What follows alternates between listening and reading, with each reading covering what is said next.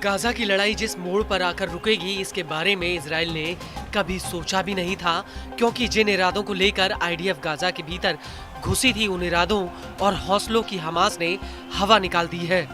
और अब नौबत ये आ गई कि इजराइल को एक एक बंधक के बदले 100 फिलिस्तीनी कैदियों को रिहा करना पड़ रहा है, जिसे देखकर ऐसा लगता है कि इजराइल मजबूरी में हमास के साथ ये समझौता कर रहा है।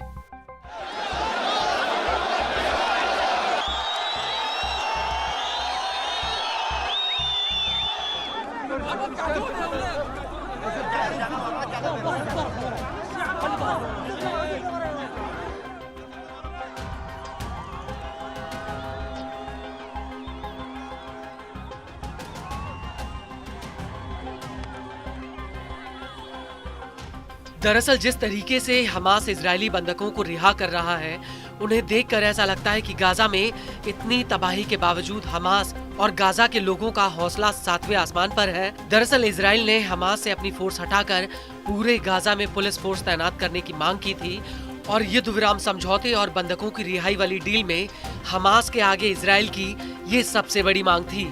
लेकिन हमास ने इजराइल को दो टूक कह दिया कि वो गाजा से अपनी फोर्स नहीं हटाएगा।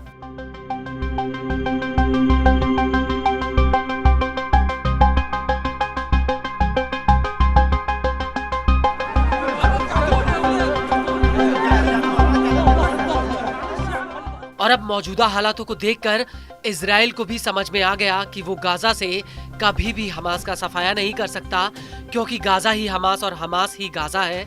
क्योंकि इजराइल ने हमास के जितने लड़ाकों को जंग में ढेर कर दिया, हमास ने उससे ज्यादा लड़ाकों को फिर से भर्ती कर लिया, या यूं कहें कि गाजा के घर घर में हमास बसता है।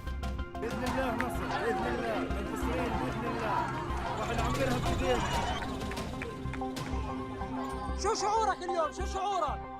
عز وفخر بإذن الله. كفو عليك. شو شعورك اليوم؟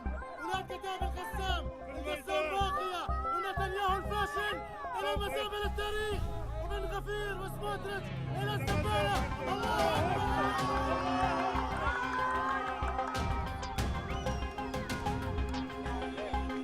दरअसल ये बात हम नहीं कह रहे, खुद इजरायली मीडिया और इजरायली सेना के जानकार ये बात मान रहे हैं।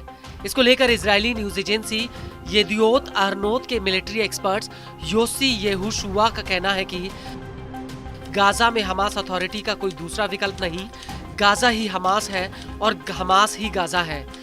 ऐसे में इस समस्या के हल के अभाव में डोनाल्ड ट्रंप की गाजा को लेकर स्वैच्छिक निकासी की योजना पर जरूर विचार किया जाना चाहिए। यूसी का कहना है कि गाजा के बाद वेस्ट बैंक में जिस तरह से हालात बन गए हैं, वो आने वाले वक्त में इजराइल के लिए सबसे बड़ा खतरा है। यूसी के मुताबिक तुलकारम कफारूना से सिर्फ 1 मीटर की दूरी पर है। उन्होंने यहाँ पर जेनिन बटालियन और तुलकारम बटालियन की तरह बटालियन संगठित की हैं। हम सुबह के हमलों के सायरन में उठते हैं, जो 3 किलोमीटर से कम की दूरी पर करीब 3 से 4 घंटे तक बजते रहते हैं। ऐसे में वेस्ट बैंक से 7 अक्टूबर 2023 जैसे हमले की संभावना मूर्त रूप ले रही है। इस सब के बीच आपको ये भी बता दें कि इजरायली नेता इतमार बेन गवीर ने भी 30 जनवरी 2024 को जिस तरह से गाजा में बंधकों की रिहाई हुई, उसको लेकर कहा कि गाजा से आने वाली तस्वीरें इस बात की पुष्टि करती हैं कि अभी तक जो हुआ वो संपूर्ण विजय नहीं, बल्कि वो एक पूर्ण विफलता है। बेन गवीर का कहना है कि बंधकों की अदला बदली वाली ये डील अप्रत्याशित है और इजरायली सरकार ने समर्पण का रास्ता चुना है।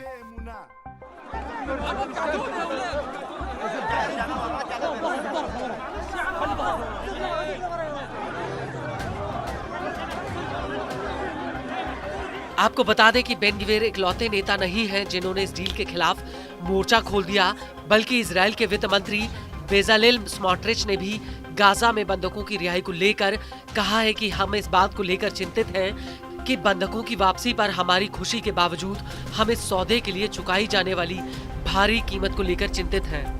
आपको बता दें कि तीसरे चरण की रिहाई में हमास ने इजराइल की 3 महिला बंधकों और थाईलैंड के 5 नागरिकों को रिहा किया है। हमास ने कुल 8 बंधकों को रिहा किया, वहीं इजराइल ने इसके बदले में 110 बंधकों को रिहा किया है।